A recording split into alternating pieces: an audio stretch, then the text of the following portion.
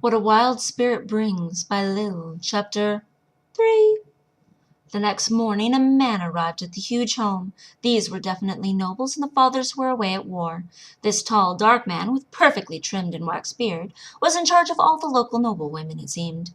He was treated as if he was a king, and Lil was almost instantly repulsed by him when he grabbed one servant woman's ass and made her blush and bite her tongue. No one responded to it, though, so she guessed it was accepted behavior, but she still wanted to hit him.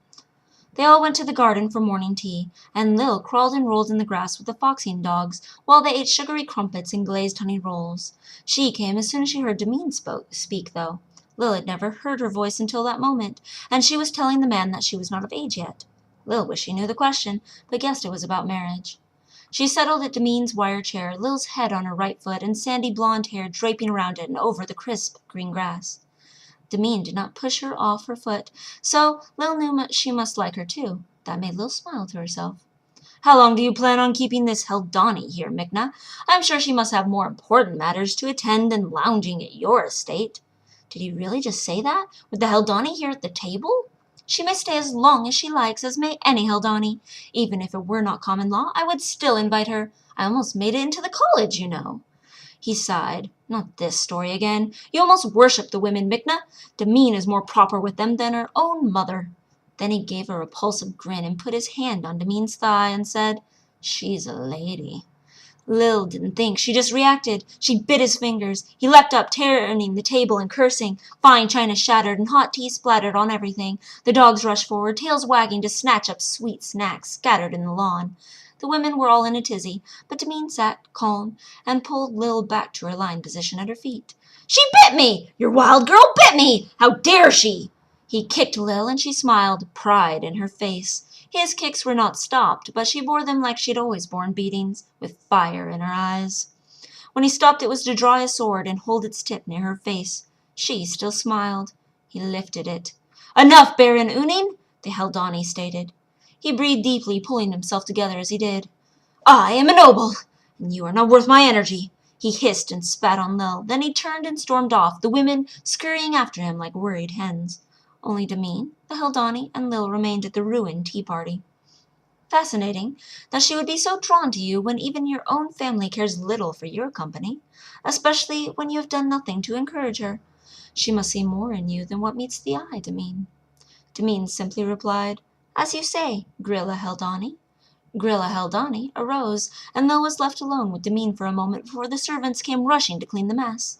In that moment Demene spoke her first words to Lil.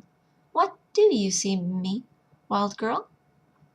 Lil answered by looking up into her face with a slight smile. They stared at each other for some time until they were again alone in the garden. Finally Demene started out and Lil followed her. Demene led her into a large, bright court where she was taking dancing lessons. It was precise and fluid, this dancing nobles did.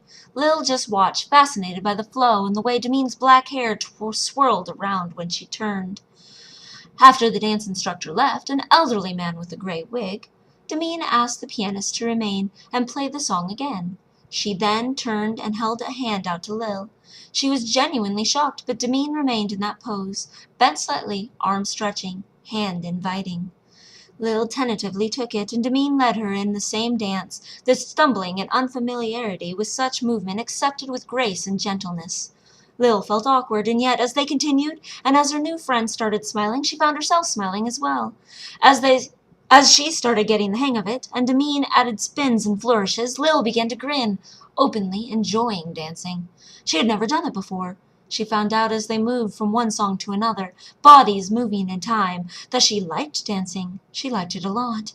She had never known. They danced the day away, missing luncheon. Lil didn't care. The food here was delicious, but the exhilaration of discovering something new to love was irresistible. Demene seemed just as jubilant, her blue eyes never leaving Lil's face. They were neither eager to leave the freedom the music granted their bones. After dinner, they again went to bed, and again Lil crawled onto the bed. Demene looked worried. She did not undress, but kept on her dress. She even put on another petticoat. She climbed into the bed and stared at the door.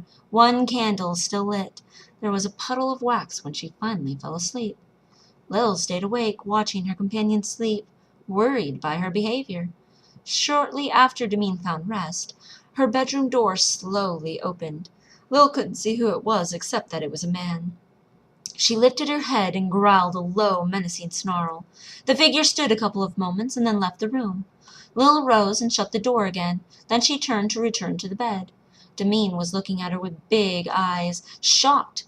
Lil lay back at Demeen's feet, and Demeen sat up and pulled her up the bed closer to her, pulled an arm around her, and stroked her hair, smiling with relief. Tears started down Lil's cheeks, for she knew why Demeen was as hard as she was. She would never let that man near her again, ever. They stared into each other's faces until they found sleep together.